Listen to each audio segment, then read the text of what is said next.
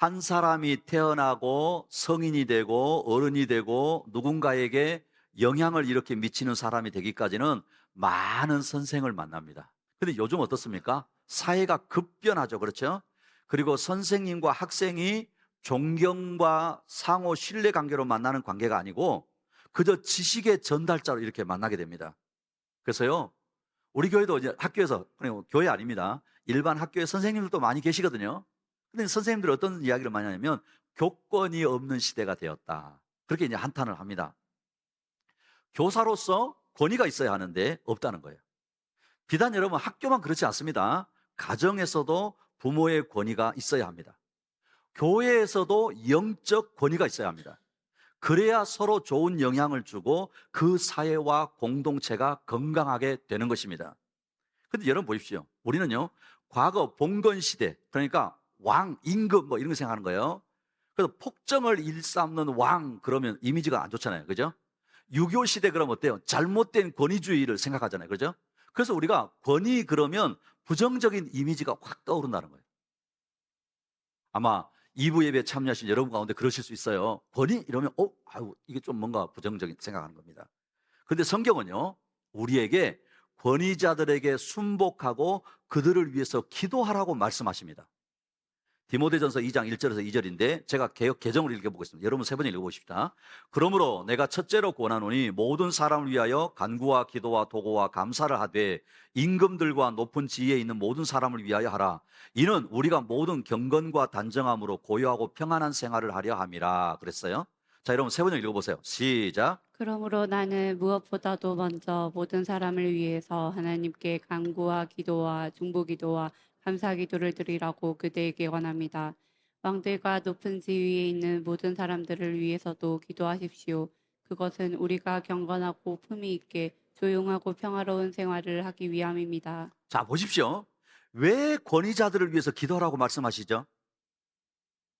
그렇죠. 성경에 그대로 있으니까요.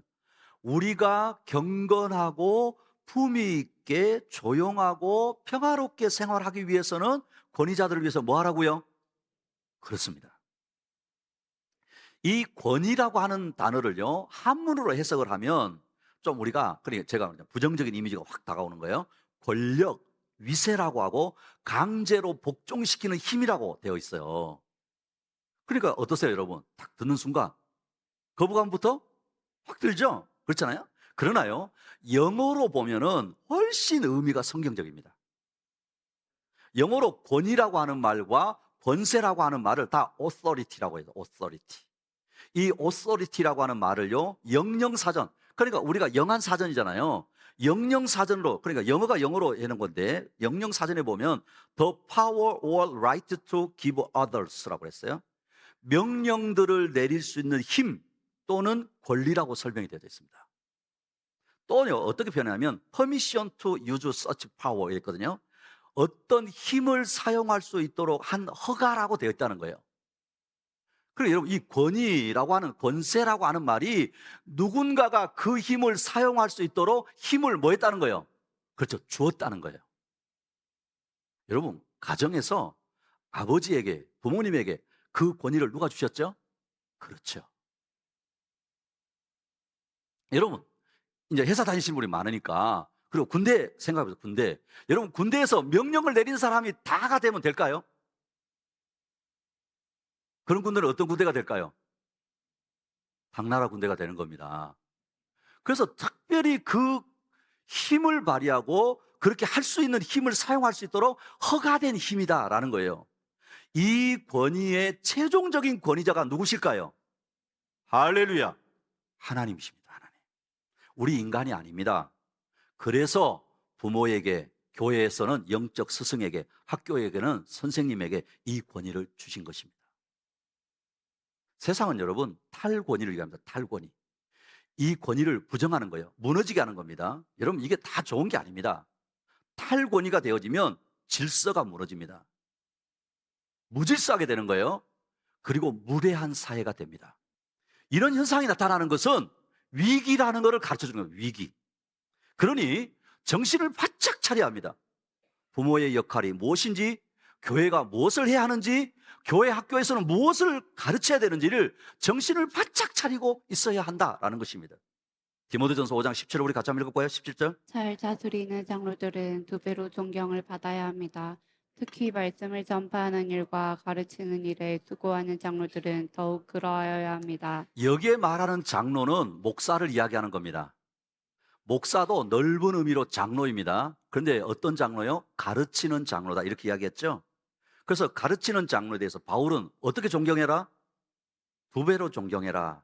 뭐 저를 존경하라 이런 말 아닙니다. 말씀이 그렇게 되어져 있다는 거예요. 존경하라라고 하는 이 의미는 헌신만 요구하지 말고 수고에 합당한 지원도 해라 이런 게 포함되어 있는 거예요. 갈라디아서 6장 6절 우리 같이 한번 볼까요? 시작. 말씀을 배우는 사람은 가르치는 사람과 모든 좋은 것을 함께 나누어야 합니다. 뭐 엎드려 절받기지만 이렇게 하는 것이 자신과 자녀를 위해 유익하기 때문에 그렇습니다. 할렐루야. 그러면서 교회는요, 세상의 학교처럼 지식 전달이나 처세술을 가르치는 곳이 아닙니다. 기억하십시다. 교회는 지식 전달이나 처세술을 가르치는 곳이 아닙니다. 하나님의 말씀을 가르쳐야 하고 하나님의 사람으로 양육하는 곳이고 그렇기 때문에 영적인 일입니다. 우리 기독교를 세상의 종교나 윤리 도덕으로 만들지 않으려면 반드시 성령을 이해하고 성령 안에 거해야 합니다. 따라합시다. 성령을 이해하지 못하면 신앙생활은 실패합니다. 누구를 이해하지 못하면요? 그렇죠. 성령을 이해하지 못하면 신앙생활은 실패하는 것입니다. 특별히 우리 교육부서 교사들 같은 경우요, 영적 지도자들 같은 경우에 성령을 이해하지 못하면 사실은 실패하는 겁니다. 우리 고린도전서 12장 3절을 같이 읽어보겠습니다. 시작. 그러므로 나는 여러분에게 알려드립니다. 하나님의 영으로 말하는 사람은 아무도 예수는 저주를 받아라 하고 말할 수 없고 또 성령을 힘입지 않고서는 아무도 예수는 주님이시다 하고 말할 수 없습니다. 자 보십시오. 누구를 힘입지 않고서는요. 그렇죠. 성령을 힘입지 않고서는 예수를 주님으로 시인할 수 없다는 거예요. 또 볼까요? 로마서 8장 26절입니다. 시작. 이와 같이 성령께서도 우리의 약함을 도와주십니다. 우리는 어떻게 기도해야 할지도 알지 못하지만 성령께서 친히 이루다 말할 수 없는 탄식으로 우리를 대신하여 간구하여 주십니다. 누가 우리의 약함을 도와주신다고요? 그렇지요. 다시 말하면 하나님의 자녀들에게는 성령의 인도와 역사가 있어야 한다라는 것입니다. 그러기 위해서 오늘은 스승의 주일이기 때문에 모든 교사가 성령의 인도를 받는 교사, 성령 충만한 교사들이 되었으면 좋겠습니다. 여기에 대해서 더해서 저와 여러분도 성령의 인도함을 받는 저와 여러분 되시기를 축복합니다. 성령의 인도를 받는 스승 첫 번째 따라합니다. 보혜사 성령입니다. 보혜사 성령입니다. 자, 옆에 있는 분에게 시작. 어떤 성령이요? 오늘 본문의 배경은요, 예수님이 십자가를 지시기 위해서 고난을 당하시고 죽으시고 부활하신 후에 승천하시는 이야기를 하시는데 예수님이 떠난 후에요, 제자들에게 닥칠 고난을 예고를 하셨어요. 그러니까 이제 예수님이 당신 사역을 다 하시고 승천하시는데 제자들에게 그죠? 좋은 일들만 있어야 되는데 고난이 있다는 겁니다. 공회에서 출교를 당할 것이고 심지어 순교도 각오해야 된다. 막 이렇게 이야기하는 거예요. 그러니까 이 제자들이 안 그래도 지금 불안한데 예수님은 가실 뿐만 아니라 이제 그런 일이 닥친다고 하니까 더 근심에 사로잡히는 겁니다. 그래서 예수님이 오늘 여기 보십시오. 5절 6절 제가 한 절 여러분 한 절. 그러나 나는 지금 나를 보내신 분에게로 갑니다. 그런데 너희 가운데서 아무도 나더러 어디로 가느냐고 묻는 사람이 없고 도리어 내가 한 말 때문에 너희 마음에는 슬픔이 가득 찼다. 그러니까 지금 제자들은 안 그래도 지금 마음이 뒤숭숭하고 불안한데 예수님이 죽는다. 그리고 모든 것을 버려두고 떠나신다. 그러면 지금까지 주님과 함께 했던 이 시간이 뭐야? 수포로 다 돌아가는 거 아니야? 하면서 묻기도 두려워하고 있는 겁니다. 그런데 예수님은 이런 두려움과 슬픔에 잠긴 제자들을 향하여서 당신이 떠나가는 것이 너에게 유익하다고 하시면서 성령에 대해서 말씀을 하십니다. 자, 여러분 7절 읽어보십시다. 시작. 그러나 내가 너희에게 진실을 말하는데 내가 떠나는 것이 너희에게 유익하다. 내가 떠나지 않으면 보혜사가 너희에게 오시지 않을 것이다. 그러나 내가 가면 보혜사를 너희에게 보내주겠다. 자, 본문을 띄워놓겠습니다. 예수님이 떠나시지만 예수님의 영이신 성령이 오셔서 보혜사의 역할을 하신다라는 거예요. 그럼 보혜사가 어떤 의미인가? 저 3대이자, 그죠? 그렇잖아요? 보혜사는 뭐라고요? 변호해 주시는 분 또는 도와주시는 분이라고 번역할 수 있다는 거예요. 예수님이 떠나시면 육신을 입은 몸으로서가 아니라 성령으로 함께 계시겠다라는 약속입니다. 그러니 예수님이 지금도 어디에서든지 성령으로 우리와 함께 계시는 줄로 믿습니다. 우리 몸은요, 시간과 공간의 제약을 받습니다. 그래서 제가 지금 여기 강대상에 설교하고 있는데 우리 집에 제가 동시에 있을 수 있나요? 있을 수 없습니다. 예수님도 몸으로 동시에 계실 수 없었습니다. 어디든지 계실 수가 없습니다. 그래서 성령으로 우리 가운데 계시고 우리를 도와주시는 것입니다. 성령은요, 예수님이 부활하시고 승천하신 후에 오순절날 임하셨습니다. 성령이 오심으로 교회가 시작되었고 성령의 능력으로 땅끝까지 이르러 증인되라고 하신 선교의 사명을 감당하게 하신 것입니다. 성령의 오심으로 구원의 역사를 만들어 가시는 것입니다. 우리가 예수님을 믿고 알고 믿는 자로 살아갈 수 있는 것도 성령의 인도로만 가능하다는 거예요.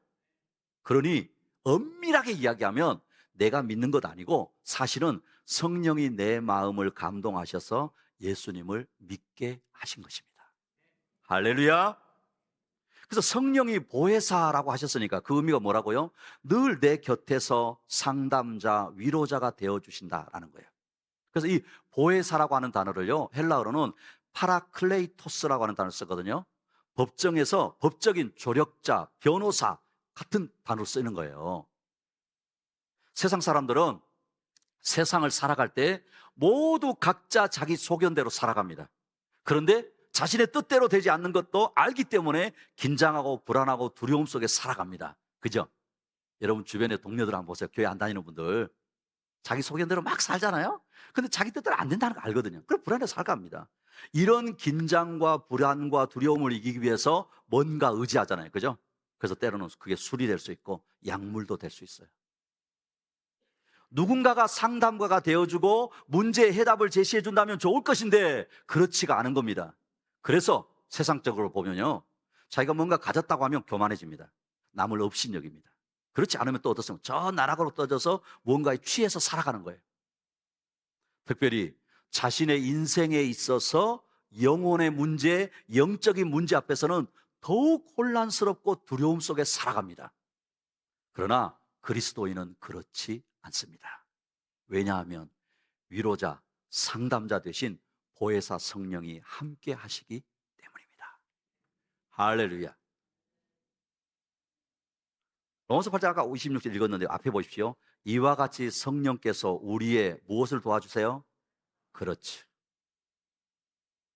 사랑하는 우리 금교의 지체 여러분, 약하지 않은 분이 어디 있어요? 그렇지 않아요? 어우, 나는 다 됐습니다. 어우, 나는 이렇게 삽니다. 저는 그런 분 무서워요. 우리가 다 약합니다.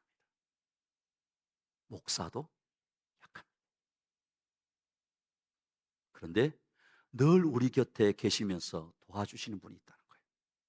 그러니 문제 앞에서 당황하지 말고 성령의 인도를 구하면 도와주시고 해결책을 주시고 지혜가 부족할 때 지혜를 구하면 도와주실 줄로 믿습니다. 그러니요, 교사만 아니라 모든 성도들이 성령을 통해 주님과 더 풍성한 교제를 늘 나누시기를 축복합니다. 사랑하는 교사 여러분, 모든 성도님들, 보혜사이신 성령의 인도를 받으시기를 축복합니다.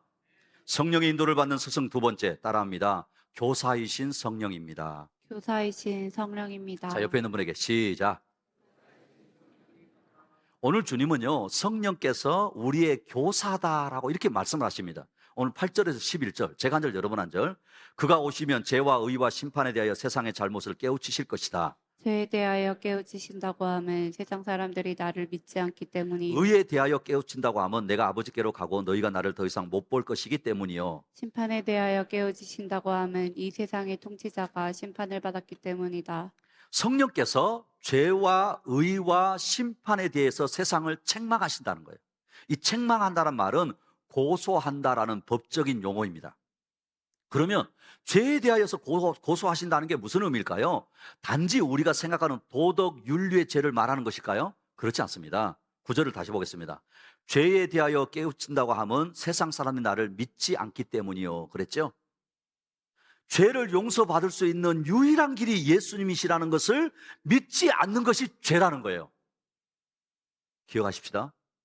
우리의 죄를 용서받을 수 있는 유일한 길이 누구시라고요?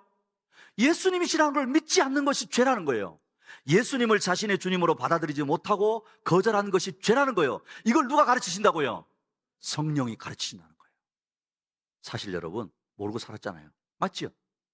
맞잖아요. 나 도덕적으로 나 괜찮았는데. 그럼 그것만 죄가 아니라 나의 죄를 깨끗하게 사해 주시는 유일한 분은 예수님이라. 이거를 모르고 믿지 않았던 것도 죄라는 거예요. 근데 성령이 오셔서 뭐라고요? 가르치신다는 거예요. 그래서 저와 여러분이 이 자리에 있는 줄로 믿습니다. 그래서 우리가요, 예수님이 나를 죄에서 구원하신 유일한 구세주로 믿어지는 것, 여러분 이게 성령의 인도함입니다. 제가 많은 분을 만나거든요. 그래서 어떤 분은요, 복음을 전하면 쉽게 받아들이는 분이 있어요. 근데 어떤 분들은 아주 단단한 분들이 있거든요. 마치 안 믿기로 나는 작정했어 뭐 이런 분도 있잖아요. 사실은 성령의 역사가 없기 때문에 그렇습니다. 마태복음 16장 17절을 보겠습니다. 예수께서 그에게 말씀하셨다. 시몬 바요나야, 너는 복이 있다. 너에게 이것을 알려주신 분은 사람이 아니라 하늘에 계신 너희 아버지시다. 여러분 이 말씀이 무슨 말이냐면 예수님이 제자들에게 세상 사람들이 나를 누구라고 그러대? 선지자 중에 한 사람이라고 합니다. 그랬잖아요. 그때 예수님이 뭐라고 그러죠? 그러면 너희들에게 나는 누구야? 물으셨잖아요. 그때 우리가 잘 아는 베드로가 뭐라고 대답했죠? 마태복음 16장 16절에 보면 시몬 베드로가 대답하였다. 같이요? 시작. 선생님은 살아계신 하나님의 아들 그리스도십니다. 베드로가 예수님을 향하여서 성경에서 예언하고 있는 바로 그분 메시아, 바로 그 구세주이십니다라고 고백을 했다는 거예요. 이 고백을 들으시고 예수님이 하신 말씀이 이거예요. 시몬 바요나야, 너는 복이 있다. 너에게 이것을 알려주신 분은 사람이 아니라 하늘에 계신 나의 아버지시다라고 하셨다는 거예요. 그러니 예수님이 누구신지를 정확하게 알게 하신 분이 성령이시라는 거예요. 나의 지식, 나의 경험이 아니라 성령이십니다. 그러니 여러분, 영적인 눈과 귀는 성령이 열어주셔야 하는 것입니다. 사랑하는 우리 금빛교회 지체 여러분, 성령 안에서 영적인 눈과 귀가 열리시기를 축복합니다. 교사 여러분, 성도 여러분, 교사이신 성령의 인도를 받으시기를 축복합니다. 의에 대하라고 심판하신다는 것은 이것도 역시 도덕 윤리가 아닙니다. 십자가가 불의에 대한 저주가 아니라 의로운 순종으로 여기셔서 이 십자가를 믿는 자에게 의로 여겨주시는 하나님의 판결과 부활을 통해서 사망과 사탄의 권세를 깨뜨리시고 심판하신다는 것을 말씀하는 거예요. 심판의 대서라고 하는 말씀은 예수님을 십자가에 처형한 사람들이 하나님께서 아무런 간섭도 하지 않음을 보았을 때 그들은 하나님의 심판이 예수 위에 내려졌다고 생각한 거예요. 여러분 생각해 보십시오. 그러니까 예수님 지금 십자가에 달리셨잖아요. 그죠? 그때 그 주변 사람들 얼마나 조롱했어요. 그리고 이들은 뭐라고요? 저 사람이 하나님께 얼마나 큰 죄를 지었길래 저렇게 심판을 당하나, 그렇게 해서 여겼다는 거예요. 그러나 실제로는 세상 임금인 사탄이 거기에서 심판을 받고 있었다라는 것입니다. 사탄은요, 죄와 죽음으로 세상을 지배합니다. 그런데 예수님이 십자가에서 죄에 대해 죽고 부활해서 죽음에서 대한 그 심판에 내려진 거, 예수님이 승리하신 것은 사탄이 심판받았다는 사실을 선언하실 것입니다. 할렐루야. 그러니 이 세상 임금이 심판을 받았다는 의미는 예수님의 십자가의 사건의 승리로 말미암아 사탄의 패배를 가리키는 말이에요. 이 모든 것을 성령이 가르치시고 책망하신다. 이 성령님의 책망과 가르침이 옳다고 인정하고 회개한 자들이 주님께로 나오는 것입니다. 그분들이 바로 저와 여러분인 것입니다. 그래서 교회 학교 교사는요, 세상 윤리 도덕 교사가 되면 안 됩니다.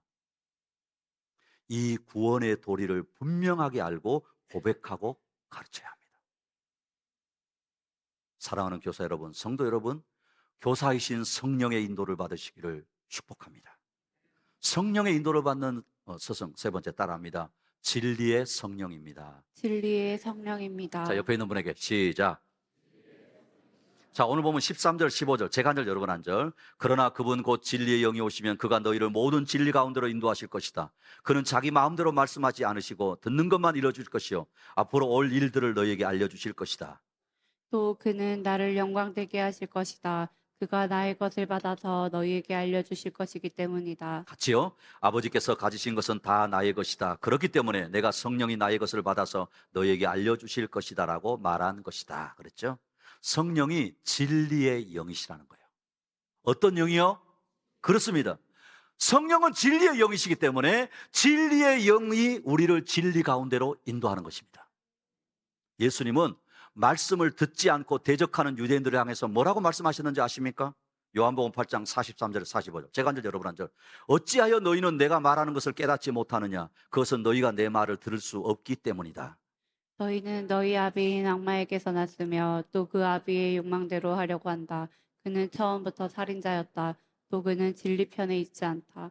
그것은 그 속에 진리가 없기 때문이다. 그가 거짓말을 할 때에는 본성에서 그렇게 하는 것이다.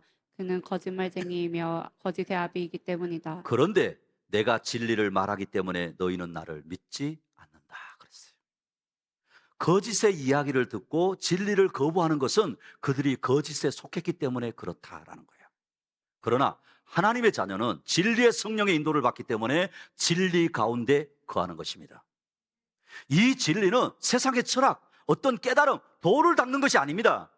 이 진리는 예수 그리스도를 통해 우리를 구원하시는 하나님의 구원 계획이요 영원한 생명을 얻는 길을 말씀하시는 것입니다. 그런데요, 이 진리가 하루아침에 모두 깨달아지는 것이 아니고 성령님이 우리 안에 거하셔서 점진적으로 이해하게 하시는 겁니다. 우리 이제 교사들이 늘 그렇잖아요. 때로는 막 열정을 내고 열심히 하는데 얘들은 멀뚱멀뚱한 거예요. 낙심할 이유가 없습니다.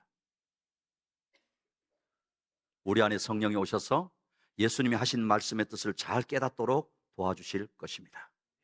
말씀을 통해서, 때로는 설교를 통해서, 삶 공부를 통해서, 목장에서 나눔을 통해서, 환경을 통해서 우리에게 깨닫게 하시는 것입니다.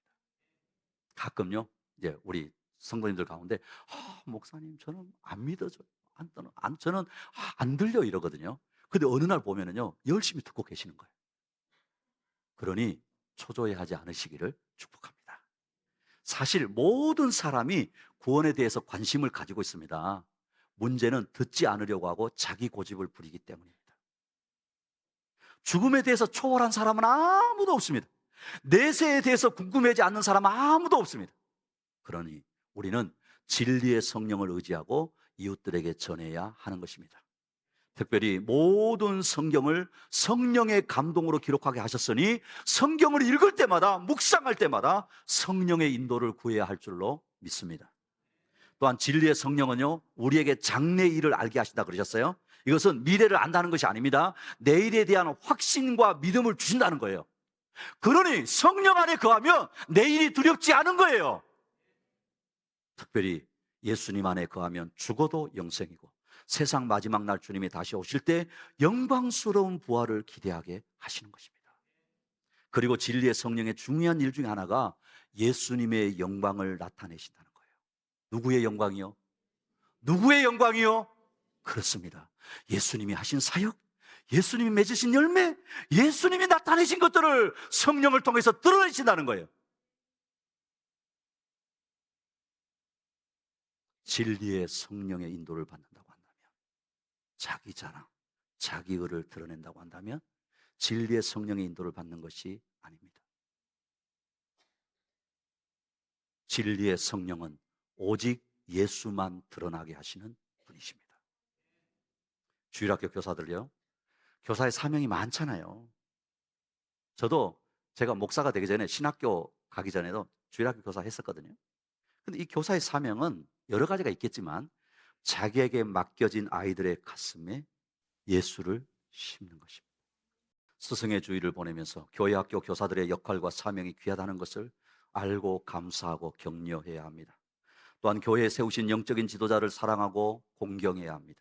이것이 옳은 일이요 하나님이 기뻐하시는 일이기 때문입니다. 교회 학교는 세상의 교육을 하는 곳이 아닙니다. 하나님의 사람으로 양육하는 곳이기 때문에 영적인 일입니다. 이 모든 것을 가능케 하시는 분이 성령이십니다. 그러니 성령의 인도를 받는 교사가 되어야 하는 것입니다. 성령은 늘 우리 곁에 계시는 보혜사, 위로자, 격려자, 인도자이십니다. 성령은 교사이십니다. 성령은 진리의 영이십니다. 성령의 인도함을 받는 저와 여러분 교사들 되시기를